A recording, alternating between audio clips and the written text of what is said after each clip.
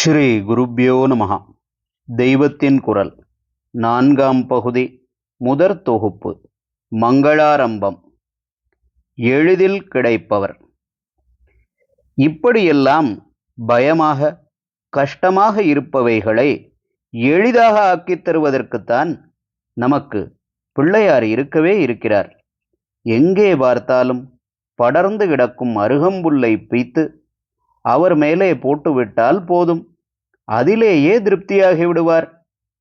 மனுஷர்கள் எவரும் வைத்து கொள்ளாத பூ, அதனால் கடையில் விலைக்கு வராத பூ, செடியிலே எதேஷ்டமாக பூத்து கிடக்கிற அந்த எருக்கம்பூவில் 4 கை காசுக்கு செலவில்லாமல் பறித்து வந்து பிள்ளையார் பாதத்தில் போட்டுவிட்டால் அப்படியே பரம சந்தோஷம் அடைந்து விடுவார்.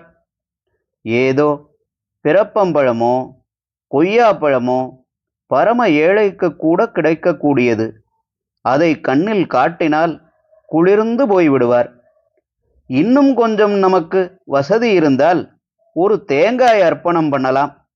அதை கூட மந்திரம் கிந்திரம் என்று சொல்லி நைவேத்தியமென்று பண்ண வேண்டும் என்பதில்லை. சிதறுகாய் என்று அவருக்கு முன்னால் போட்டு உடைத்தாலே போதும். அந்த துண்டத்தை 4 ஏழை குழந்தைகள் பொறுக்கி தின்றுவிட்டால் அந்த குழந்தைகளின் சந்தோஷத்திலேயே சாக்ஷாத் ஈசனின் மூத்த குழந்தையும் பரமானந்தம் அடைந்துவிடும். இதை விடவும் சௌகரியம் இருந்தால் இந்த குழந்தைக்கு சாக்லேட்டுக்கு பதில் மோதகம் நிவேதனம் செய்யலாம். இதையும் அவர் கண்ணில் காட்டிவிட்டு மற்ற குழந்தைகளுக்கு தந்து நாமும் சாப்பிட்டே அவரை சந்தோஷப்படுத்தி விடலாம். மோதகம் என்றால் ஆனந்தம் என்று அர்த்தம். பொங்கும் ஆனந்தமே உருவான ஆனைக்குட்டியாக அவர் இருப்பதால் அவரை புதிதாக நாம் சந்தோஷப்படுத்துவது என்பது கூட இல்லை.